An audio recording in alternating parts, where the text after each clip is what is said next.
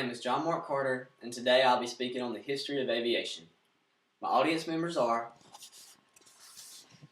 Ms. Joan Cooey, Mr. Kenneth Cooey, Mr. Craig Dominy, Ms. Pauline Cooey, and Mara McCrane.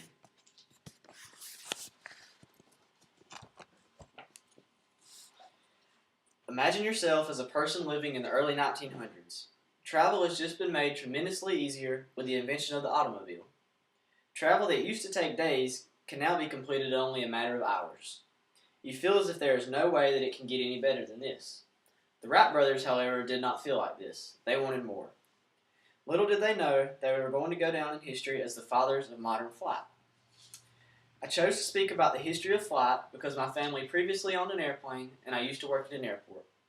In my speech, I would like to focus on informing you of the history of flight and all the advancements that have been made in this field. I'll start off by talking about some of the earliest forms of flight. Some of the earliest forms of flight date back to the people of ancient Greece around 400 BC. Archytas was a philosopher and astronomer who designed and built a bird-shaped machine called the pigeon. It was said to have flown over 200 meters. However, the only evidence of this flight is in ancient Greek writing, so one can only wonder how true it really is. During the 15th century, a man by the name of Leonardo da Vinci started drawing up ideas of a flying machine. According to the December 2003 issue of Scholastic News, the Wright brothers aren't the first people to try building a flying machine. In the 1480s, Italian artist Leonardo da Vinci made first designs or drawings of flying machines. Although da Vinci created many drawings and models, he himself never actually flew. However, his ideas were way ahead of his time and proved to be credible by a model that was built in the late 20th century. Based on da Vinci's drawings and materials that would have been available to him during that time, engineers were able to construct a model of da Vinci's flying machine. It was shown to fly. Now that we have known about some of the earlier names in aviations, let's move on to some of the more recent ones. When you think of aviation, two names should automatically pop into your head. These names are Wilbur and Orville Wright, better known as the Wright brothers. The Wright brothers were credited with inventing and building the world's first successful airplane. It made its flight on December 17, 1903.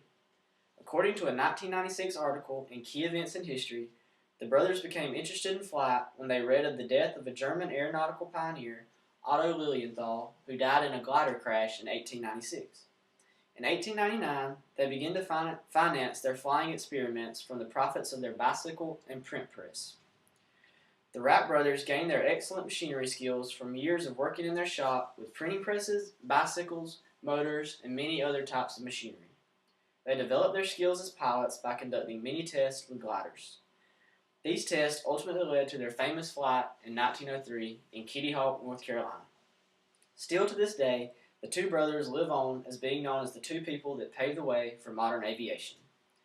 We have been able to make so many advancements in the field of aviation, all because of the hard work and determination of the Wright brothers.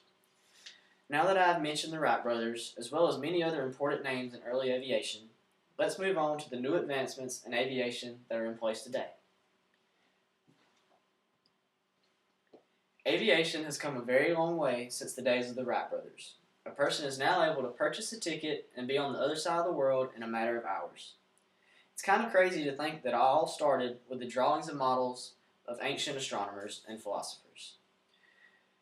Passenger air travel started becoming popular during the mid-20th century.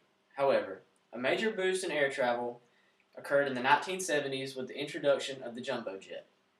These jets could not only hold many more passengers, but they could also travel much greater distances. One of the main areas in aviation is in the military. The military has the most technologically advanced planes in the world. They have planes that are capable of achieving supersonic speeds, as well as those that are basically invisible to radar.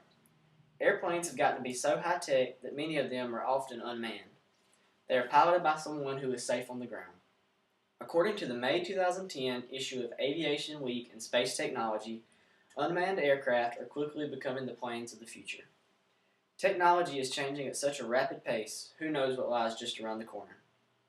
In conclusion, I have informed you of the history of aviation, the men who started it all, as well as current aviation technology. I'm sure that there are many more technological advances in our near future, and I look forward to seeing what engineers can contribute to the future of aviation. I will end by quoting the words of a wise man.